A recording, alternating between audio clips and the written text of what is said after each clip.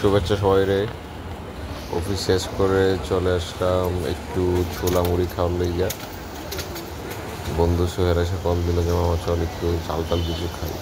বললাম যে ঠিক আছে, সারাদিন অফিসে যেই প্যারা গেল একটু জাল টাল খাই। তো চলে এলাম সিদ্দিক মামার দোকানে। সিদ্দিক মামার হাতের ছোলা, ডিম, আলু মাখাটা অস্থির।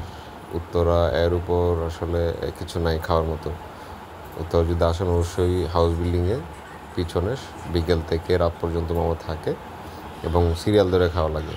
অবশ্যই খাইতে হলে সিরিয়াল ধরা লাগবে, ধৈর্য লাগবে, আর নাহলে কিন্তু পারবেন না। বললাম মামা দুইটা কড়া করে বানায় দাও। মামা দুইটা কড়া করে বানায় দিল জাল জল দিয়া। তারপর খাইলাম। এই যে দেখেন এটার চেহারা কী অবস্থা, একদম মানে ফাটায় দেওয়ার মতো অবস্থা। খাইলে একদম কলিজা ঠান্ডা, জিব্বা লক লক করে। এরপর ভাবলাম যে চলে যায় একটু জাল টাল তো খাইলাম, এখন একটু টক মিষ্টি কিছু খাই। পাশে আসছিল আনারস। মামারা গেলো মামা আনারস কাটো। ছোটো আনারসে কিন্তু মিষ্টি বেশি। পাহাড়ি আনারস, রাঙ্গামাটি না হয় সিলেটের আনারস।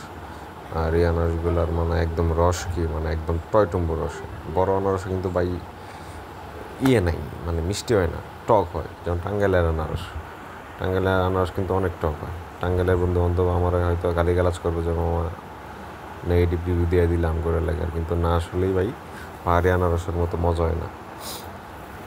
মামা কাটতেছে আর আমরা জিব্বার জল ফেলাইতেছি। আর মানে ঠান্ডাও লাগছে। ভাবলাম এই ঠান্ডার মধ্যে একটু আনারস খাইলে ঠান্ডা সর্দিটা একটু ভালো হইব।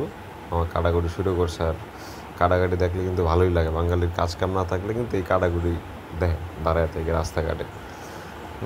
সময় যায় না, কী করবে। দেখেন আনারসের চেহারা দেন, মানে রসে একদম টয়টুম্বুর। তো আনারস খাওয়া শেষ করে ভাবলাম একদম পিওর মিষ্টি কিছু খাই।